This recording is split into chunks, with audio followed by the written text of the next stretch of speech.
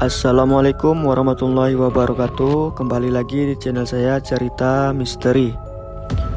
Sebelum kita masuk ke cerita, tekan dulu tombol like video ini. Dan jangan lupa tekan juga tombol subscribe dan nyalakan lonceng notifikasinya, agar teman-teman tidak ketinggalan cerita-cerita baru di channel ini. Untuk kisah kali ini langsung saja kita simak berikut ini. Tapi masalah ini pun gak juga berakhir. Ternyata Pak Toto ini juga mengalami konflik dengan tetangga yang ada di belakang rumahnya. Di belakang rumah Pak Toto itu ada halaman kecil, dan tetangganya itu punya halaman yang cukup besar. Nah, ternyata selama ini Pak Toto itu sudah menanam pohon mangga dan juga pohon pepaya, yang memang Pak Toto itu sengaja menanam pohon mangga tersebut agak menjorok masuk ke tanah tetangganya itu. Pada akhirnya pas waktu tetangganya ini mau bangun rumah, beliau itu mau bangun pagar, Pak Toto nggak terima. Karena menurut Pak Toto, loh ini kan tanahku, ini buktinya pohon mangga sama pohon pepaya tak tanam di sana, jadi ini batas wilayahku. Kalau memang nggak percaya, ayo lihat surat-suratmu mana. Nah, Pak Toto ini tahu persis kelemahan orang-orang yang ada di sana. Mereka itu lemah dengan hal-hal yang seperti itu, misalnya untuk menunjukkan sertifikat tanah dan lain sebagainya. Mereka lemah karena umumnya tanah-tanah ini didapatkan dari orang tua, bahkan sesepuh-sesepuh mereka, yang mereka sendiri mungkin sudah kehilangan surat tanah itu.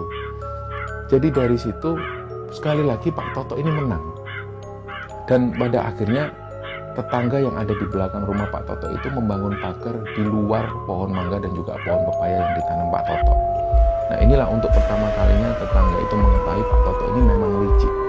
Dulu ketika ada Mbah Hasim, Pak Toto sama sekali nggak pernah berkuar-kuar seperti ini. Dia orangnya sangat takut sekali dengan Mbah Hasim. Tapi ketika Mbah Hasim nggak ada, Pak Toto selalu berulah seperti ini.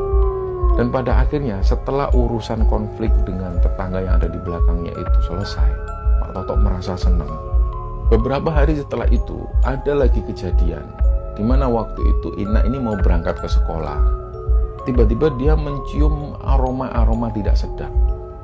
Dan dia manggil ibunya, "Bu, kok ada bau apa ya ini?" Baunya ini semacam bau sampah, juga bau bangkai.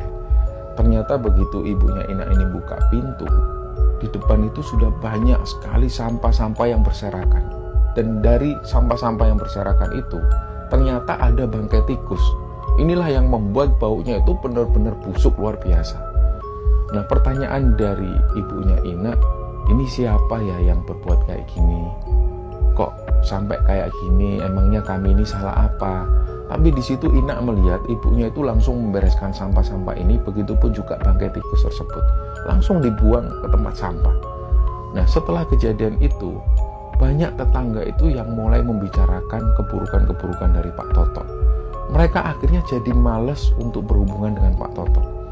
Dan pada akhirnya, setelah tenggat waktu 3 bulan tersebut, mulailah datang material-material bangunan, dan mulai dari situ tanah ini mulai benar-benar dibangun. Sedangkan keluarga Ina sendiri, mereka itu masih bingung, mereka harus tinggal di mana. Mereka belum punya rencana sama sekali. Apalagi Ina waktu itu masih duduk di bangku kelas 6 SD, dan sekolahnya ini masih lama. Jadi dari situ ibunya juga punya pikiran, gak mungkin mereka harus pindah tempat yang lebih jauh lagi, karena Ina masih sekolah di SD itu. Jadi ibunya ini bingung. Pada akhirnya ketika bangunan ini sudah mulai berdiri, mereka sudah benar-benar gak bisa lewat. Dan sampai pada akhirnya ibunya Ina ini menghubungi Pak RT.